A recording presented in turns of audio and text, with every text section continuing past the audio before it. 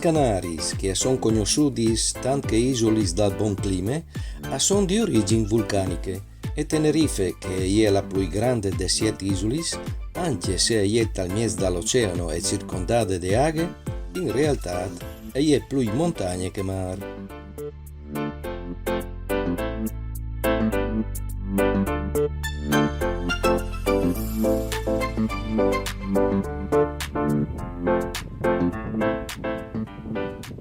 La montagna più alta di Tenerife è il Teide, uno dei vulcani che hanno creato le isole stesse e che è alto 3.718 metri.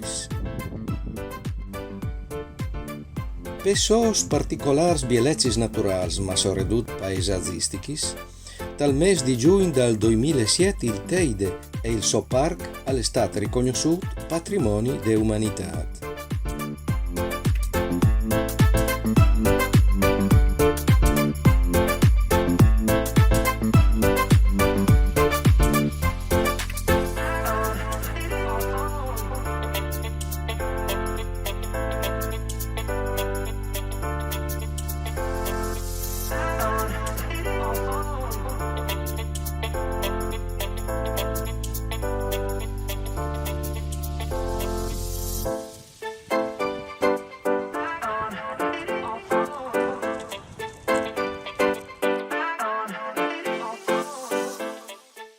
Storicamente si sa che dal I secolo d.C.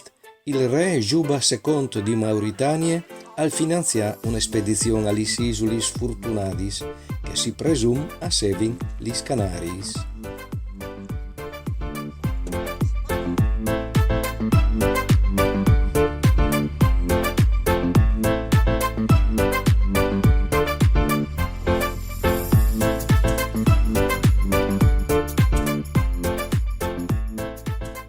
Sempre dal I secolo d.C., allora dagli anni 70, Plinio il Vieli, dal sesto libro della sua storia naturale, al nomene Lis Canaris per prime volte. Ma ho vinto di sapere che le isole hanno cominciato a formarsi milioni di anni fa. Intanto che ho continuato a ammirare il paesaggio fantastico quasi lunare dal parco dal Teide, o favelin dai aborigens, vale a dire dei int che in antic e vivete Canaris. Fin de preistorie tes Canaris a vivere in iguanci, ma si sa anche che con la invasione spagnola le isole a partire dal 1496 a forin incorporati sotto la corona dai Castiglia.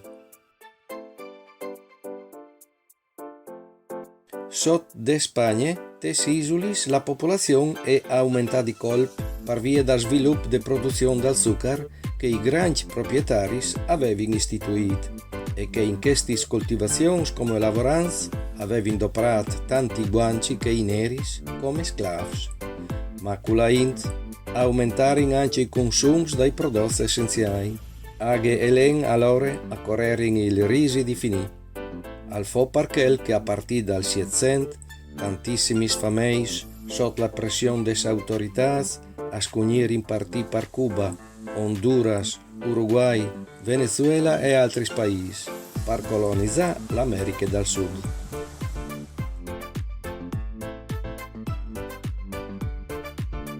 Se al di di sulla isole vulcaniche duci crateri Satasin, dal tempo news vulcans avevano continuato a sfodare fuoco e flammis.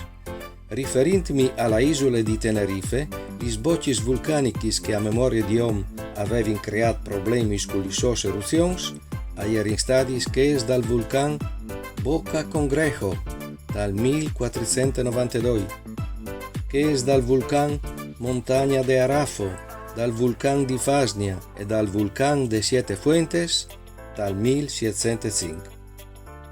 Un'altra eruzione fatta dal vulcano Arenas Negras o di Garachico, chiamato così perché dal 1706 al distruggere il porto di Garachico e buone parte della città.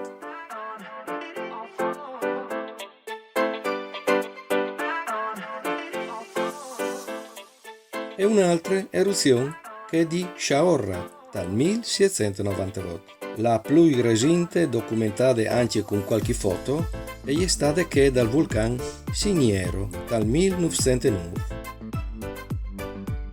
Il fatto che queste ultime eruzioni è in davanti per 9 giornate di seguito.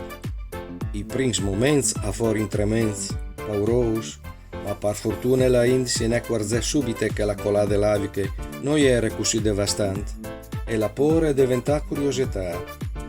Se prima la India era scampata, dopo era tornata per via del spettacolo delle eruzioni. Il paese che sta più in alto di tutte le isole di Tenerife è Villa Flor. Questo paese, di fatto, che al conterà circa 2000 abitanti, è a 1450 metri di altitudine e è su una delle poche strade che vanno o che vengono dal parco del Teide. Buona parte del paese è circondato di un bosco di pins che si chiamano Indometes Canaris, il pino canariensis o pino gordo, e lì a Villa Flor sono i pins più grandi di tutte le isole, ma no dome. Questo che stai vedendo è il pin più grande di tutta la Spagna, è alto più di 45 metri, largo più di 3, con una circonferenza di 10 metri.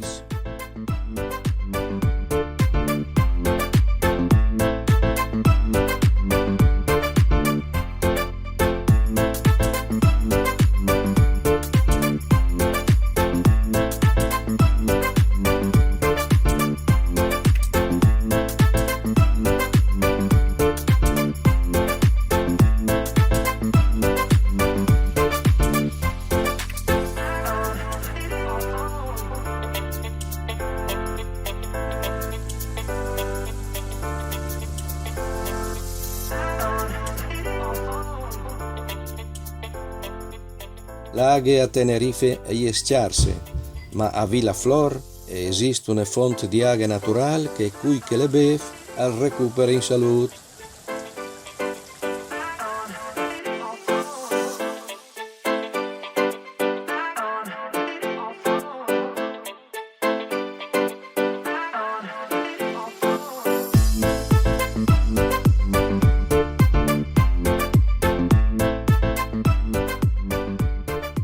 Villa Flor è anche conosciuta per int che vive tanto a lungo.